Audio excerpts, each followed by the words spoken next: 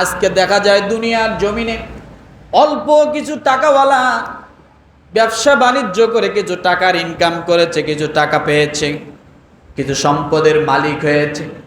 গরিব মানুষ দেখলে সব সময় নাক ছিটকায় আছে না না? আল্লাহ বলেন দুনিয়ার জমিনে যা আছে আমি আল্লাহ নিজেই বন্টন করে দেই। মালিক শ্রমিক, আজকে মালিক বিশাল অহংকারী হয়ে যায়, শ্রমিককে মনে করে পায়ের জুতা। আছে না? শ্রমিককে কি মনে করে? আল্লাহ সে কথাই বলছেন যে পার্থিব জীবনে তাদের জীবিকা তো আমি আল্লাহই বন্টন করি, তাহলে তারা কেন এটা নিয়ে অহংকার করবে? আজকে মালিক এবং শ্রমিক সারা পৃথিবীতে দ্বন্দ্ব, একজন আরেকজনের প্রতিপক্ষ হয়ে আছে, কথা ঠিক না? কিন্তু আসলে মালিকের এটা জানা নাই যে আমার যে শ্রমিক আছে সেও আমার অংশীদার। একজন শ্রমিক কি কথা বলে না? একজন শ্রমিকও মালিক। কেমনে? একজনের পুঁজি আর একজনের শ্রম। উনি পুঁজি খাটাচ্ছে আর আপনি শ্রম খাটাচ্ছেন, এই দুইজনে মিলে একটা কারখানা, একটা ইন্ডাস্ট্রিজ, একটা কর্মস্থান তৈরি হচ্ছে।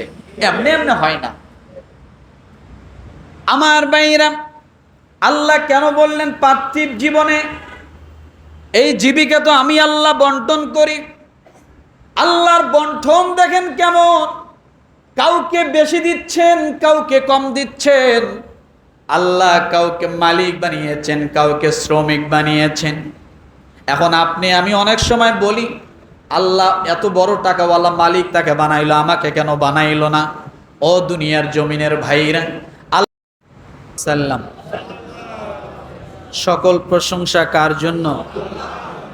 সকলে বলি আলহামদুলিল্লাহ। আমরা সকলে ভালো আছি? জি আলহামদুলিল্লাহ। আল্লাহ সুবহানাহু ওয়া তাআলা আমাদেরকে ভালো রেখেছেন, আমাকেও ভালো রেখেছেন। আল্লাহ রব্বুল আলামিনের কাছে অগণিত প্রশংসা যে আল্লাহ সুবহানাহু ওয়া তাআলা আজকে রবিউল আউয়াল মাসের 2 তারিখে আমাদেরকে উপস্থিত করে দিলেন। শুকরিয়া আদায় করি আলহামদুলিল্লাহ। রবিউল আউয়াল মাসের আজকে 2 তারিখ। তারপরও আমি আজকে রবিউল আউয়াল সম্পর্কে কিছু বলবো না। সাম্প্রতিক সময়ে দেখা যাচ্ছে যে গত সরকার চলে যাওয়ার পরে এই প্রায় 1 মাসে আমরা যে জিনিসগুলো খেয়াল করি সেটা হলো সারা বাংলাদেশ জুড়ে কোনো না কোনো জায়গায় অফিস আদালতে যার যার স্থান থেকে সর্বস্তরে বিভিন্ন দাবি দাওয়া নিয়ে সেই সমস্ত জায়গার সেই সমস্ত শ্রমিক কর্মচারী তারা সকলেই তাদের নিজের দাবি দাওয়া নিয়ে সোচ্চার আছে না নাই? সেই বিষয়ের লক্ষ্য নিয়ে আজকে আমি যে বিষয়টা আলোচনা করতে চাই, আসলে আমাদের মাঝে যদি সকলেরই ইসলাম সম্পর্কে ভালো ধারণা থাকে, জানা থাকে, ইসলামে মানুষের কি কি অধিকার আছে এই অধিকারগুলো বিষয় যদি আমাদের জানা থাকে, ইসলামে একজন শ্রমিকের কি মর্যাদা কি অধিকার আছে এটা যদি আমাদের জানা থাকে, তাহলে আশা করি আমরা আমাদের স্থান থেকে আমরা আমাদের শ্রমিকদের উপরে আমরা সেটা প্রয়োগ করতে আমাদের জন্য সহজ হবে। কথা ঠিক কিনা? এই বিষয়কে লক্ষ্য করে আমি আজকে আমার আলোচনার বিষয় নিয়ে আসছি ইসলামে শ্রমের মর্যাদা ও শ্রমিকের অধিকার।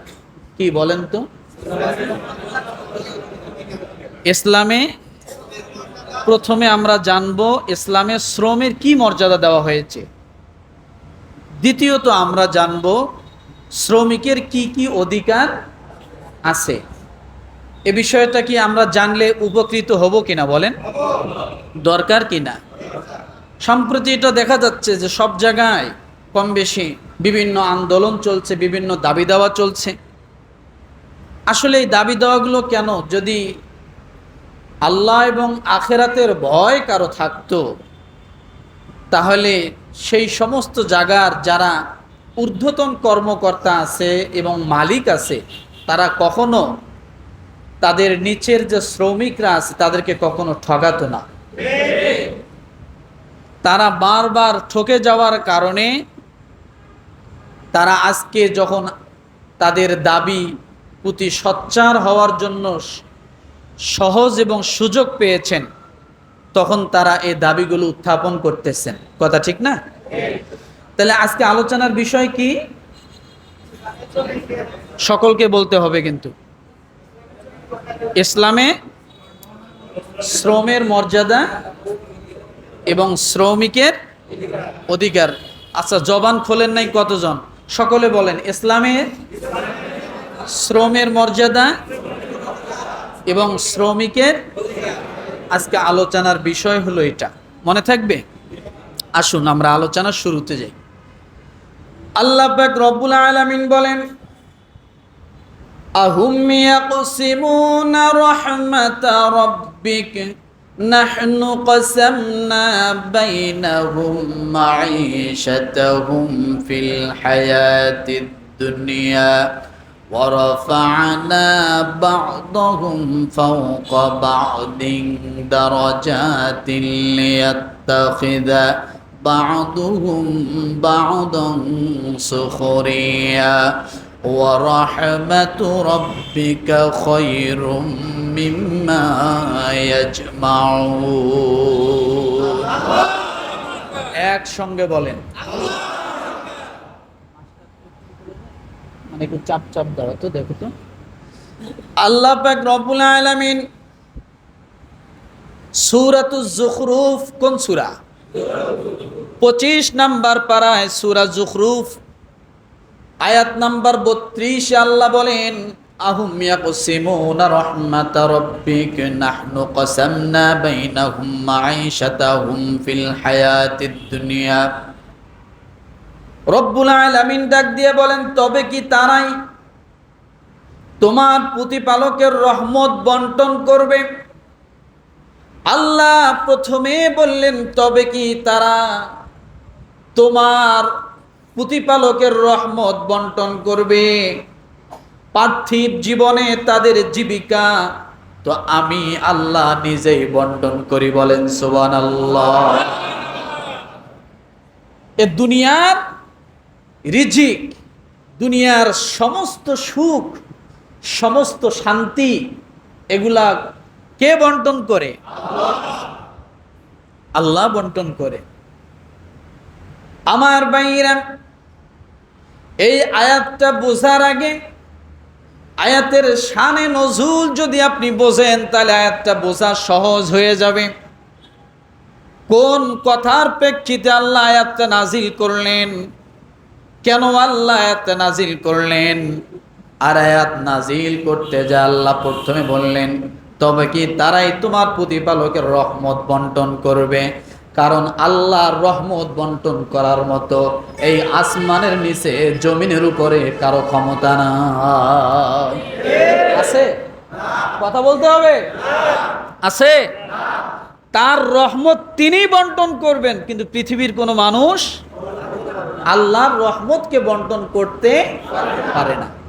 এই আয়াতটা নাজিলের কারণ কি?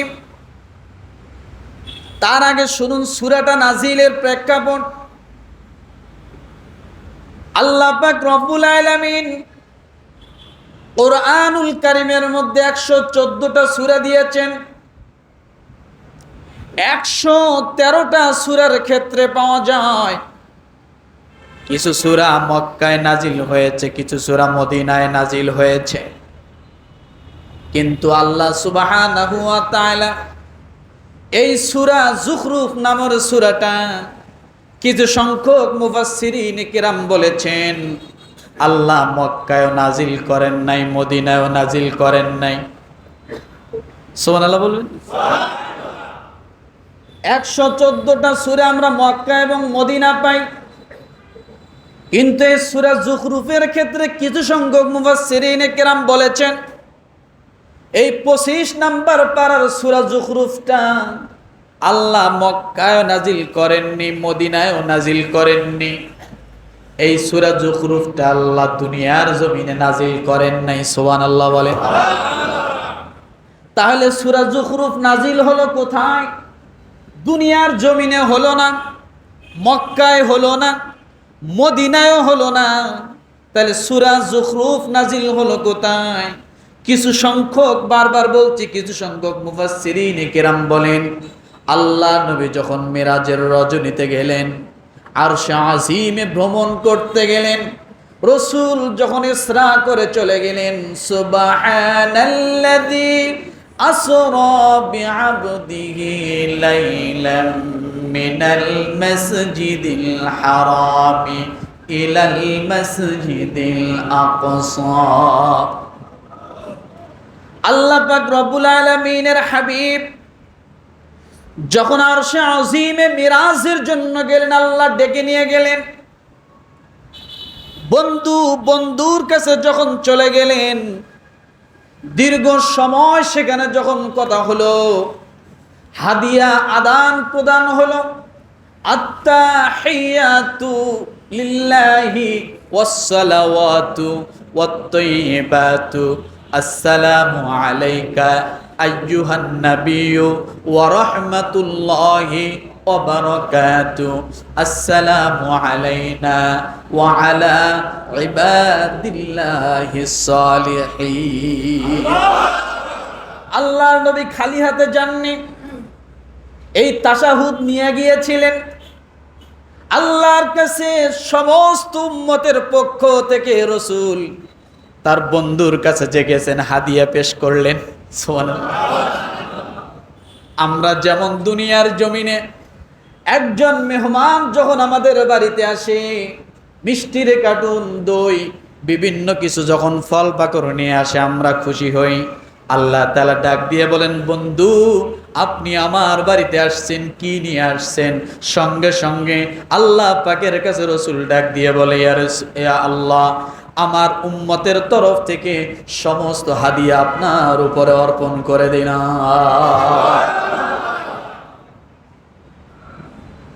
আমার ভাইরা, এই কথা যখন বললেন, রব্বুল আলামিন ও তার বন্ধুর জন্য, উম্মতের জন্য হাদিয়া হিসাবে দিলেন। কথাবার্তা আলাপচারিত হয়ে গেল। কথা যখন শেষ হয়ে যাচ্ছে, আল্লাহর নবী আরশে আজিম থেকে যখন জমিনের মধ্যে আসবেন, তখন আল্লাহ ডাক দিয়ে বললেন পিছন দিক থেকে, বন্ধু আপনি যাচ্ছেন, আমি আর কিছু আপনার উম্মতের জন্য দিতে চাই, নিয়ে যান। আগামীকাল বলেন, আমি আর কিছু আপনার উম্মতের জন্য দিতে চাই। নবীজি দাঁড়িয়ে গেলেন। আল্লাহ পাক রব্বুল আলামিন সঙ্গে সঙ্গে এই সূরা যুখরুফটা দিয়ে বললেন, বন্ধু আপনি যখন আপনার উম্মতের কাছে যাবেন, আমার সূরা যুখরুফটা আপনি তেলাওয়াত করে করে আপনার উম্মতদেরকে শোনায়া দিবেন। আহুম ইয়াকসিমুনা রাহমাতা রাব্বিকা নাহনু কাসামনা বাইনাহুম মাঈশাতাহুম ফিল হায়াতিদ দুনিয়া ওয়া রাফা'না বা'দাহুম ফাওকা বা'দ দারাজাতিন লিয়াত্তাখিযা বা'দুহুম বা'দান সুখরিয়া ওয়া রাহমাতু রাব্বিকা খায়রুম মিম্মা ইয়াজমাউন। এই আয়াতটি নাজিলের প্রেক্ষাপট পুরা সূরা যুখরুফটা আল্লাহ দিলেন উম্মতি মুহাম্মাদির জন্য, আরশে আজিমে দিয়ে দিলেন। কিন্তু আয়াতটি পর্যায়ক্রমে প্রেক্ষাপট অনুযায়ী নাজিল হলো, আল্লাহর নবীর কাছে আবার নতুন করে নাজিল হয়। যখন যে প্রেক্ষাপট সামনে দাঁড়িয়ে যায়, তখন আল্লাহ পাকের তরফ থেকে এই সূরা থেকে আয়াত নাজিল হয়ে যায়। এই আয়াতটি নাজিল হওয়ার কারণটা কি? আল্লাহ কেন বললেন তবে কি তারা তোমার প্রতিপালকের রহমত বন্টন করবে? কারণ আল্লাহ জানে আমার রহমত দুনিয়ার জমিনে কেউ বন্টন করার অধিকার রাখে না। এই আয়াতটি নাজিলের কারণ, কাফেররা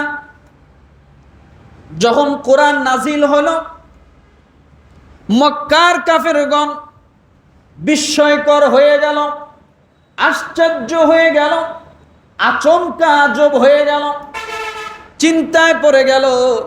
আল্লাহর তরফ থেকে কালাম আসলো, কিন্তু এই মক্কার জমিনে কত সম্ভ্রান্ত লোক আছে, কত বড় বড় লোক আছে, কত টাকাওয়ালা আছে, কত পয়সাওয়ালা আছে। তায়েফের ময়দানে কত বড় বড় লিডার আছে। এত বড় বড় লিডার থাকার পরেও একজন গরিব, একজন ইতিম, তার কাছে কোরআনের আয়াত নাজিল কেমনে হয়? যার তেমন কোনো পরিচয় নাই, যার টাকা নাই, পয়সা নাই, যার তেমন কোনো খেতাবি নাই, এই ব্যক্তির কাছে আল্লাহর কালাম কেমনে নাজিল হয়? আমরা এটা কোনোদিন বিশ্বাস করি না। যে ব্যক্তি আমাদের সাথে বাজারে যায়, যে ব্যক্তি আমাদের সাথে খানা খায়, যে ব্যক্তি আমাদের সাথে চলাফেরা করে, যে ব্যক্তি বাজারের প্রয়োজন হয়, এই ব্যক্তির উপরে কোরআন নাজিল হবে, এটা আমরা বিশ্বাস করি না। অতএব মুহাম্মদ যা বলে তা সব জাদু। কি কথা বলে না? মুহাম্মদ যা বলে, এটা কাফেরের ভাষায় বলছি, মুহাম্মদ যা বলে। আদৌ পর্যন্ত এই দুনিয়ার জমিনে ওই কাফেরদের চেলারা আছে না নাই? কোরআনের একটি আয়াত দিয়ে যদি ব্যাখ্যা করেন, বলেন, তারা কোনোদিন বিশ্বাস করে না। যখন কোরআনের আয়াতটা তাদের মাথার উপরে যায়, তখন আলেমদের উপরে টর্চারিং হয়, মাহফিলগুলো বন্ধ হয়, বয়ানগুলো বন্ধ হয়, বিরোধিতা করে, মামলা করে, জেলখানার মধ্যে ঢুকায়া দেয়। বোঝা গেল ওই সমস্ত কাফেরদের চেলারা এখনো দুনিয়ার জমিনে আছে। এটা আগেও ছিল, এখনই যে শুধু তা না। আমার ভাইরা, যখন কাফের মুশরিকরা এই কথা বলতে লাগলেন, কারণ তায়েফের ময়দানে বড় বড় লিডার ছিল। আপনারা জানেন রসুলের দাওয়াত দেওয়ার জীবনীতে আপনি দেখেন, রসুল তো সর্বপ্রথম যখন নবুয়ত লাভ করেন, তারপরে তিনি সর্বপ্রথম কোন জায়গায় দাওয়াত দেন বলেন? কোথায় দাওয়াত দিতে গিয়েছিলেন? তায়েফের ময়দানে। কেন রসুল মক্কা ছেড়ে তায়েফের ময়দানে দাওয়াত দিলেন? কারণ তায়েফের ময়দানের সেই সময় লোকগুলো ছিল সম্ভ্রান্ত, সেই সময় লোকগুলো ছিল টাকাওয়ালা, পয়সাওয়ালা, বড় বড় নেতা, লিডার ছিল তায়েফের ময়দানে। আল্লাহর নবী সর্বপ্রথম চিন্তা করলেন, লিডাররা যদি ইসলামের পথে আসে তাহলে জনগণ এমনি পথে আসবে, লিডাররা যদি ইসলামের পথে না আসে জনগণ কোনোদিন ইসলামের পথে আসবে না। লিডারকে যদি সোজা বানানো যায়, জনগণ এমনি সোজা হয়ে যাবে। লিডারকে যদি দেশ থেকে তাড়ানো যায়, জনগণ এমনি পলায়া থাকবে। লিডার যদি দোতারার রশির মতো টনটনা করা যায়, তাহলে সাধারণ মানুষের প্রতি কোনোদিন তারা জুলুম করতে পারবে না। বোঝেন নাই? লিডার শক্ত, সব শক্ত। লিডার সোজা, অনুসারীও কি সোজা। ইমাম যেমন, মুসল্লি তেমন। আমারটাও বললাম, ইমাম যেমন, মুসল্লি তেমন। কথা ঠিক কিনা? আমার ভাইরা, আল্লাহর নবী তায়েফের ময়দানে গেলেন, যে দাওয়াত দেওয়া শুরু করলেন, কোরআনের বাণী প্রচার করা শুরু করলেন, কিন্তু তারা কেউ বিশ্বাস করে না। বারবার বলে এটা জাদু। কেমন করে মুহাম্মাদের উপরে আসে? মুহাম্মদ কোনোদিন বাপকে চোখ দিয়ে দেখে নাই, ইতিম মানুষ, তার তেমন কোনো টাকা নাই, পয়সা নাই। কিন্তু ও মুসলমান, আমার আল্লাহ তাআলা টাকাওয়ালা দেখে বিবেচনা করে না। আমার আল্লাহ তাআলা খেতাবি দেখে বিবেচনা করে না, আমার আল্লাহ ডিগ্রি দেখে বিবেচনা করে না, আমার আল্লাহ কি দেখে বিবেচনা করে? ইয়া আইয়ুহান নাসু ইন্না খালাকনাকুম মিন যাকারিন আও উনসা ওয়া জাআলনাকুম শুউবান ওয়া ক্বাবাইলা লিতাআরাফু ইন্না আকরামাকুম ইনদাল্লাহি আতকাকুম ইন্নাল্লাহা আলিমুন খাবীর। আমার আল্লাহ তাআলা হাজার কোটি টাকার মালিক সালমান এফ রহমানকে আল্লাহ চায় না। আমার আল্লাহ তাআলা লক্ষ কোটি গুণ মানুষ, ক্ষমতাওয়ালা মানুষকে আল্লাহ চায় না। আমার আল্লাহ ডাক দিয়ে বলে ইন্না আকরামাকুম ইনদাল্লাহি আতকাকুম, আমি আল্লাহর কাছে ওই বান্দা সবচেয়ে দামি। তার হতে পারে চামড়া কালো, তার হতে পারে চুলগুলো কালো, তার হতে পারে চুলগুলো এলোমেলো, তার শরীরটা হতে পারে খুস্কো মুস্কো চেহারা, সে হতে পারে গরিব মানুষ, ক্ষুধার্ত মানুষ, তার না থাকতে পারে বাড়ি, তার না থাকতে পারে ব্যাংক ব্যালেন্স, কিন্তু আমার আল্লাহ ওই মানুষটাকেই পছন্দ করে যার হৃদয় স্বচ্ছ। আমার আল্লাহ সেই স্বচ্ছওয়ালাকেই মনোনীত করে না। ইন্না আকরামাকুম ইনদাল্লাহি আতকাকুম, সূরা হুজরাত। আল্লাহ বলেন আমি টাকাওয়ালা দেখে বিচার করি না, পয়সাওয়ালা দেখে বিচার করি না, ডিগ্রি দেখে বিচার করি না। যে মানুষটার হৃদয় স্বচ্ছ, যার তাকওয়া আছে, যে আল্লাহ ভীরু, যে আল্লাহ ওয়ালা, আমি তাকে সম্মানিত করি। কি করি বলে? এই জন্য আমার ভাইয়েরা ভালো করে খেয়াল করেন, ওই মক্কার জমিনে অনেক বড় বড় লিডার ছিল। উসমান গনি রাদিয়াল্লাহু তাআলা আনহুর মতো টাকাওয়ালা ছিল। আবু বকর সিদ্দিক রাদিয়াল্লাহু তাআলা আনহুর মতো বিশাল একজন বরকতময় মুরব্বী ছিল। ছিল কি ছিল না? রহমতময় মুরব্বী ছিল। আলীর মতো যুবক ছিল। হযরত উমর রাদিয়াল্লাহু তাআলা আনহুর মতো সৎ সাহসী একজন মানুষ ছিল। তারপরও আমার আল্লাহ তাআলা ওই ব্যক্তিটাকে পছন্দ করলেন। হযরত হাবশী গোলাম বেলাল রাদিয়াল্লাহু তাআলা আনহুকে আমার আল্লাহ তাআলা মসজিদে নববীর মুয়াজ্জিন বানায়া দিয়েছেন। কি সম্মান আল্লাহ দিয়েছেন, কথা ঠিক না? আমার ভাইরা, এই কাফের মুশরিকরা যখন এই কথাগুলো বলতে লাগলো, এটা কেমন করে হয়, এটা আমরা মানি না। সে মুখ দিয়ে যা বলে, জাদু আওড়াচ্ছে, জাদু বলতেছে। তখন আল্লাহ তাআলা এই আয়াত নাযিল করেন, সূরা যুখরুফের 32 নম্বর আয়াত, আহুম ইয়াকসিমুনা রাহমাতা রাব্বিক। আল্লাহ বলেন, তবে কি তারাই তোমার প্রতিপালকের রহমত বন্টন করবে? কি বন্টন করবে? আল্লাহ কাফেরদের কথা বলছেন, তারা কি তোমার প্রভুর রহমত বন্টন করবে? অর্থাৎ আমি যাকে ইচ্ছা রহমত দেই, যাকে ইচ্ছা ভালোবাসি, যাকে ইচ্ছা উপরে উঠাই, আবার যাকে ইচ্ছা উপরে থেকে নিচে নামায়া দেই। কার ইচ্ছা? কথা বলে কে পারে? আল্লাহ পারে। এরপরে রব্বুল আলামিন বলেন, নাহনু কাসামনা বাইনাহুম মাঈশাতাহুম ফিল হায়াতিদ দুনিয়া। পার্থিব জীবনে তাদের জীবিকাও তো আমি বন্টন করি। কে বলছে কথা? পার্থিব জীবনের জীবিকা তো আমি বন্টন করছি, এবং আমি তাদের একজনকে অপরজনের উপর আমি আল্লাহ মর্যাদা উন্নত করেছি। আজকে দেখা যায় দুনিয়ার জমিনে অল্প কিছু টাকাওয়ালা ব্যবসা বাণিজ্য করে কিছু টাকার ইনকাম করেছে, কিছু টাকা পেয়েছে, কিছু সম্পদের মালিক হয়েছে। গরিব মানুষ দেখলে সব সময় নাক ছিটকায় আছে না না? আল্লাহ বলেন, দুনিয়ার জমিনে যা আছে আমি আল্লাহ নিজেই বন্টন করে দেই।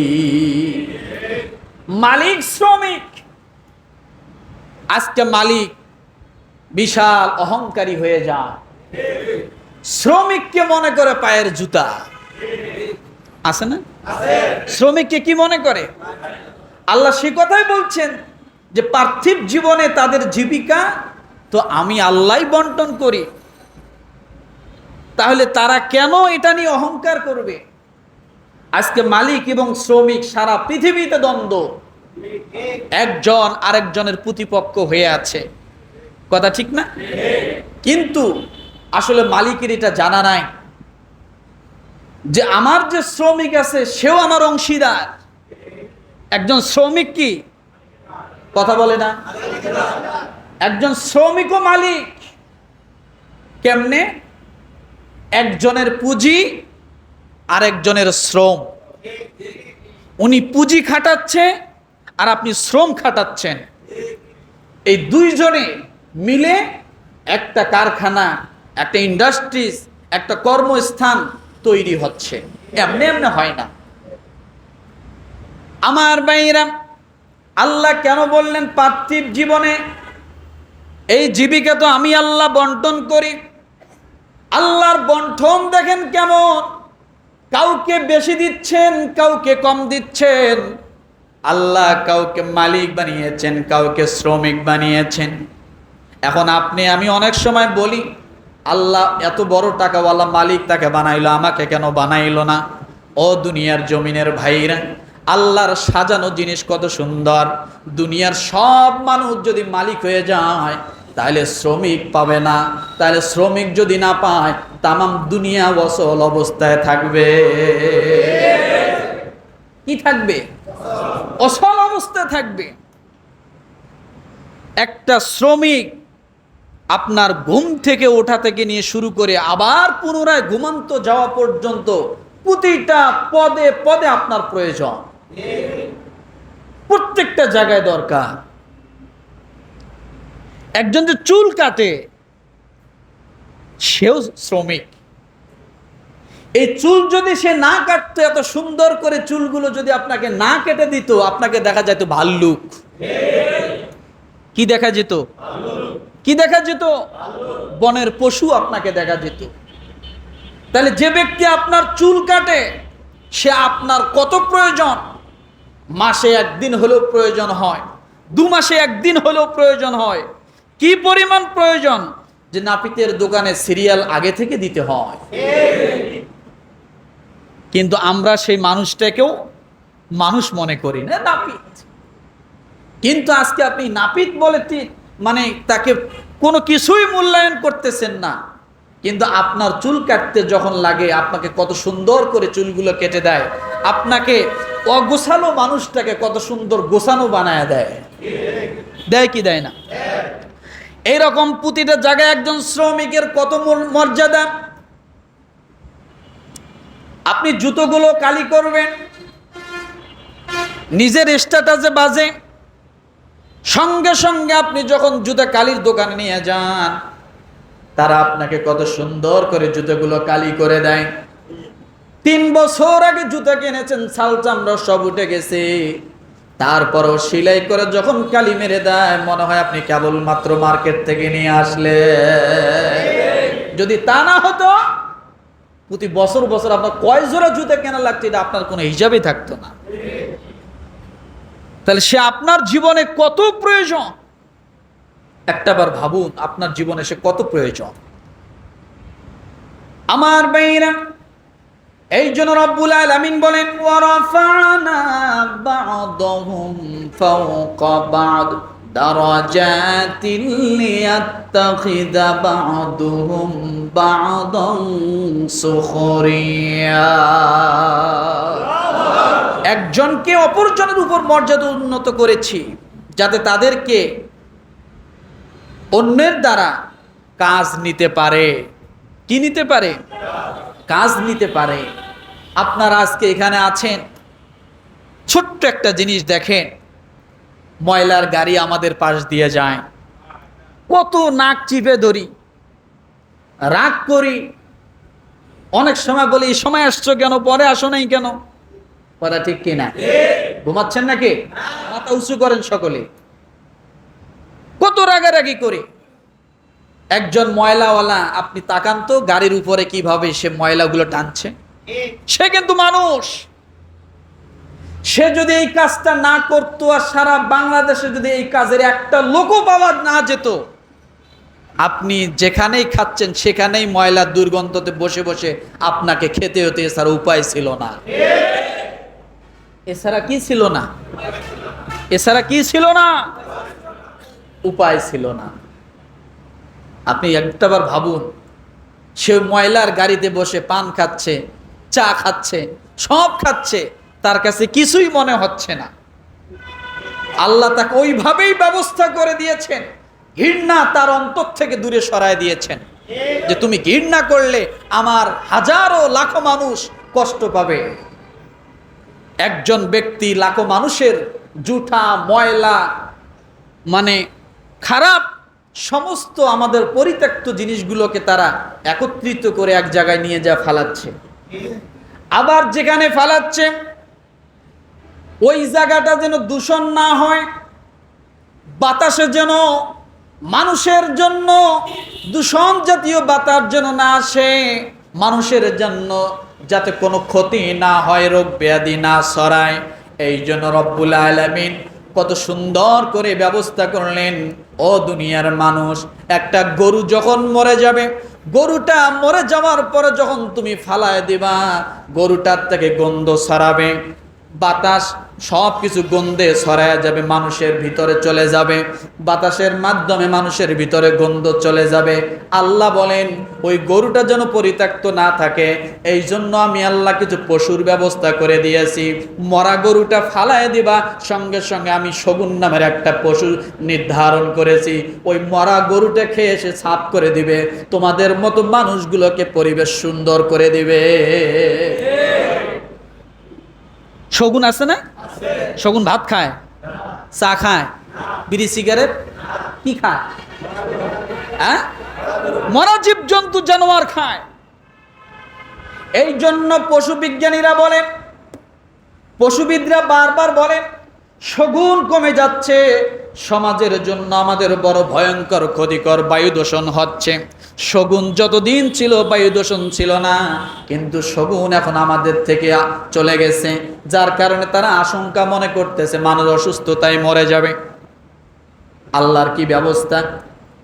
আপনি ঘরে খাবার খান, আপনার ঘরের মধ্যে যখন আপনি মাছের সমস্ত মাংসগুলো খাচ্ছেন, কাঁটাগুলো যখন ফালায় দিবেন, কাঁটাগুলো পরিত্যক্ত থাকবে, বিভিন্ন পিঁপড়া ধরবে, বিভিন্নভাবে সেটা আপনার ক্ষতি করতে পারে।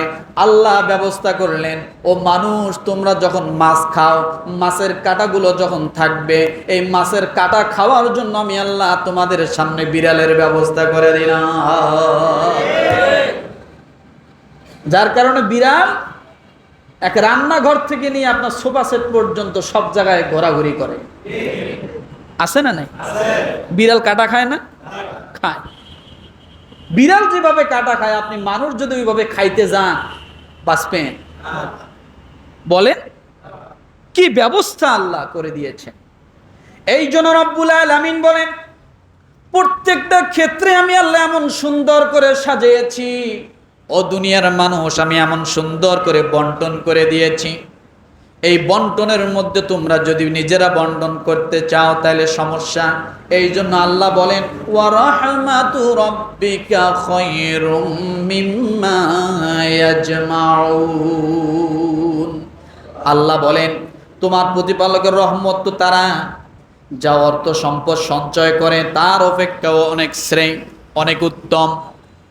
কারণ আপনি যত সম্পদ সঞ্চয় করেন না কেন, আর যার কাছে সঞ্চয় নাই, সে যদি আল্লাহর কাছে তাওয়াক্কুল করে, আল্লাহর উপর ভরসা করে, আমার আল্লাহ তাআলা ইলিশ মাছ লাগবে না, কই মাছের ভুনা লাগবে না, ট্যাংরা মাছ শিং মাছ লাগবে না, বড় বড় সাগরের মাছ লাগবে না, মাত্র আলু ভর্তার ডালের মধ্যে আমার আল্লাহ তার শান্তি নিয়োজিত করে দিয়েছে। আছে না নাই? কথা বলেন। এই জন্য আল্লাহ যেভাবে বন্টন করেছেন, এ বন্টন, এটাতে কেউ যদি হাত দেয় তাহলে সেটা ক্ষতিগ্রস্ত হবে। কি গ্রস্ত হবে? ক্ষতিগ্রস্ত হবে। এই জন্য মালিক শ্রমিক আল্লাহ এই যে বন্টন করছেন, একজন মালিক হাজারো শ্রমিক, সেই মালিকের কলকারখানায় কাজ করে তারা নিজেদের জীবিকা আহরণ করতেছে, কথা ঠিক কিনা? এই ব্যবস্থা কার? তাহলে এই মালিক যদি আজকে অহংকার করে, গর্ব করে, কত হাজার মালিক আজকে ফকির হয়ে গেছে, যায় নাই? আছে না? এলাকার একটা অফিস যদি, একটা গার্মেন্টস যদি বন্ধ হয়, ওই এলাকা মনে হয় অন্ধকার, হয় কি হয় না? তাহলে বুঝতে হবে আল্লাহ সুবহানাহু ওয়া তাআলা যে রিজিক বন্টন করছেন, কত সুন্দর করে রিজিক বন্টন করছেন, এটাতে কোনো গর্ব, অহংকার, অহমিকা করা যাবে না। আমার ভাইরা, এই জন্য রব্বুল আলামিন ডাক দিয়ে বলেন, ও দুনিয়ার মানুষ, এই মালিক শ্রমিকের জন্য আল্লাহ শ্রমের মর্যাদা কিভাবে দিয়েছেন দেখেন। যারা শ্রমিক হয়, এই মানুষগুলোর গুণ হলো নবীদের গুণ। আগামীকাল যে বলেন শ্রমিকদের গুণ কার? জোরে বলতে হবে, সকলেই বলতে হবে। একজন শ্রমিক মানে একজন নবীর গুণ। কার গুণ? নবীর গুণ। আমার ভাইয়েরা, দাউদ আলাইহিস সালাতু ওয়াস সালাম তিনি ছিলেন নবী, কথা ঠিক কিনা? তিনি ছিলেন নবী, কিন্তু আমার আল্লাহ দাউদ আলাইহিস সালামকে কি গুণে গুণান্বিত করেছেন? তিনি ছিলেন একজন লোহার কর্মকার।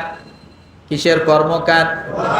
লোহার কর্মকার। তিনি কামারের কাজ করতেন, কত পরিশ্রম করতেন।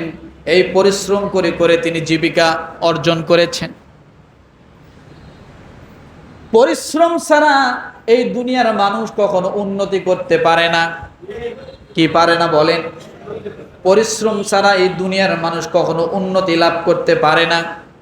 যদি আপনি উন্নতি লাভ করতে চান, তাহলে অবশ্যই আপনার পরিশ্রম লাগবে। কি লাগবে? পরিশ্রম লাগবে। আমার ভাইরা, রব্বুল আলামিন এই জন্য ডাক দিয়ে বলেন, লাকাদ খালাকনাল ইনসানা ফি কাবাদ। সূরা বালাদে আল্লাহ বলেন, সূরা বালাদ আয়াত নাম্বার 4 এ আল্লাহ বলেন, আমি মানুষকে সৃষ্টি করেছি পরিশ্রম করার জন্য। কিসের জন্য? কিসের জন্য? আরেক জায়গায় জেনেছি, ওমা খালাকতুল জিন্না ওয়াল ইনসা ইল্লা লিয়াবুদুন। আল্লাহ বলেন, আমি জিন এবং ইনসানকে সৃষ্টি করেছি আমার ইবাদতের জন্য। কার জন্য? আমার ইবাদতের জন্য। কিন্তু রব্বুল আলামিন সূরা বালাদের 4 নম্বর 30 নম্বর পারায় আল্লাহ বলেন, লাকাদ খালাকনাল ইনসানা ফি কাবাদ। আমি মানুষকে সৃষ্টি করেছি পরিশ্রম করার জন্য। তাহলে এক জায়গায় ইবাদতের জন্য, আর এক জায়গায় কি? পরিশ্রমের জন্য। রব্বুল আলামিন আরেক জায়গায় বলেন, ইয়া আইয়ুহাল ইনসানু ইন্নাকা কাদিহুন ইলা রাব্বিকা কাদহান ফামুলাকি। হে মানুষ, তুমি যদি আল্লাহর সঙ্গে সাক্ষাৎ করতে চাও, তুমি যদি আল্লাহর সঙ্গে সাক্ষাৎ করতে চাও, ও মানুষ, তুমি যদি আল্লাহর নিকটবর্তী হতে চাও, ইয়া আইয়ুহাল ইনসান, সূরা ইনশিকাক আয়াত নাম্বার 6 কত? সূরা ইনশিকাক আয়াত নাম্বার 6 30 নাম্বার পারা। আল্লাহ বলে, হে মানুষ, তুমি নিজ প্রতিপালকের কাছে না পৌঁছা পর্যন্ত নিরবচ্ছিন্নভাবে পরিশ্রম করে যাবে, কারণ পরিশ্রমের মাধ্যমে আমার আল্লাহ তাআলা তোমাকে আল্লাহর নিকটবর্তী নিয়ে যায়। কিসের মাধ্যমে? পরিশ্রমের মাধ্যমে আল্লাহ কি করে? আল্লাহর নিকটবর্তী নিয়ে যায়। অলস মানুষ আল্লাহর নিকটবর্তী হতে, জোরে বলেন। তাহলে শ্রমের মর্যাদা আছে না নাই? শ্রম দিলে কি হয়? আল্লাহর যে ব্যক্তি নিকটবর্তী যায়, তার মানে সে সোজা জান্নাতে চলে যায়। আর শ্রমের জন্যই আল্লাহ কি করেছেন? মানুষ তৈরি করেছেন। কথা বুঝাতে পারছি? আমার ভাইরা, এই জন্য রব্বুল আলামিন ডাক দিয়ে বলেন, ও দুনিয়ার মানুষ, ইয়া আইয়ুহাল্লাযীনা আমানু ইযা নুদিয়া লিস-সালাতি মিন ইয়াউমিল জুমআতি ফাসআউ ইলা যিকরিল্লাহি ওয়া যারুল বাই', যালিকুম খায়রুল লাকুম ইন কুনতুম তা'লামুন। রব্বুল আলামিন দুইটা কথা একসঙ্গে বললেন। আগে বলেছে আল্লাহ সৃষ্টি করেছেন জিন এবং ইনসানকে ইবাদতের জন্য, কথা ঠিক কিনা? এরপরে সূরা বালাদের 4 নম্বর আয়াত এবং সূরা ইনশিকাকের 6 নম্বর আয়াতে আল্লাহ বলেন, আমি মানুষকে সৃষ্টি করেছি পরিশ্রমের জন্য, আর যে মানুষ পরিশ্রম করে আমি আল্লাহর নিকটবর্তী হয়ে যায়।